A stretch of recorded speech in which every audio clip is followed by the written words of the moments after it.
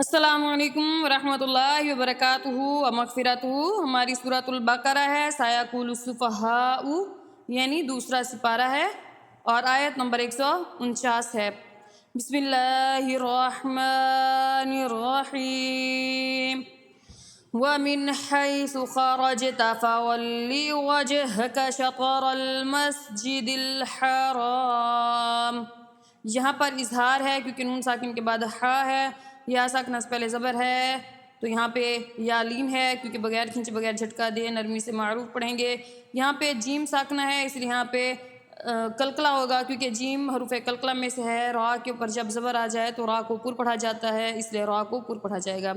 یہاں بھی سیم قاعدہ ہے، کیونکہ حروف قلقلہ ہے اور ساکن ہے اس لیے قلقلہ خوب ظاہر ہوگا۔ یہاں بھی سیم قاعدہ ہے، اور یہاں پر الف سے پہلے زبر ہے، الف مدہ ہے، اور الف سے پہلے پر حرف ہے، کیونکہ را کے اوپر جب زبر آ جاتی ہے تو را کو پر پڑھا جاتا ہے، اس لیے را کو پر پڑھا جائے گا اور الف کو بھی پر پڑھا جائے گا۔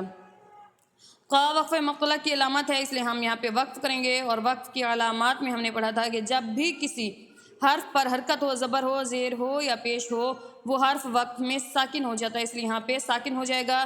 شطر المسجد الحرام، اس طرح سے اس کو ادا کرنا ہے حرام کر کے۔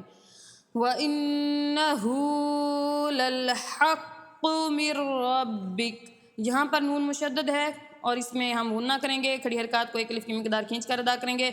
قاف حروف قلقلہ ہے، اور قلقلہ حروف جب مشدد ہوں تو ان میں قلقلہ خوب ظاہر ہوتا ہے۔ للحق، اس طرح کی آواز آنی چاہیے۔ من ربک، یہاں پہ اکثر لوگ پڑھتے ہیں من ربک، من نہیں پڑھیں گے، یہ مجہول ہو جائے گا۔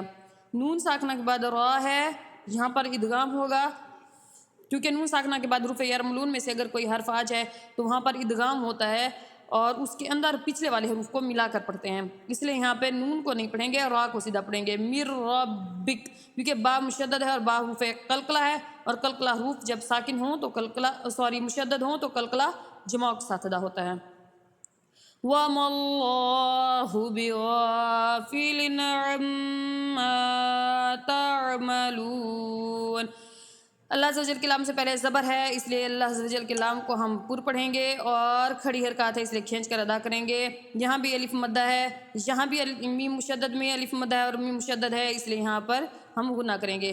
حروف مدہ کے بعد سکون عارضی ہے، کیونکہ وقف ہو رہا ہے، وقف تام کی علامت ہے، اس لیے ہم وقف کریں گے تو سکون عارضی ہوگی اور مد عارض کا قاعدہ لگے گا، کیونکہ حروف مدہ کے بعد جب بھی کوئی حرف وقف کی وجہ سے ساکن ہو جائے تو وہاں پر مد عارض ہوتی ہے، اس کو 1، 2 یا 3 الف کی مقدار کھینچ کر ادا کرتے ہیں۔